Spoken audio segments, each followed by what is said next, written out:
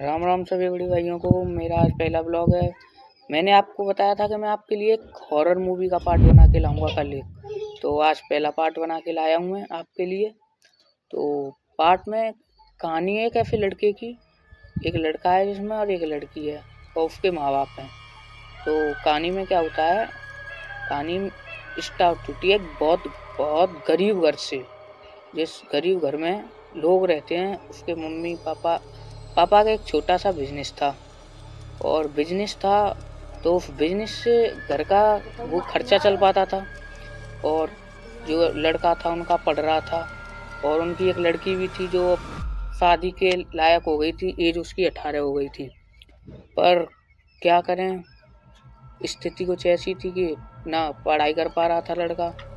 तो एक दिन क्या हुआ, फिर उसके पिताजी बोले, पिताजी मतलब लड़की से बोले कि लड़की अब बड़ी हो चुकी है, इसके खर्चे के लिए कुछ पैसे वैसे का इंतजाम और लड़का वड़का भी ढूंढेंगे।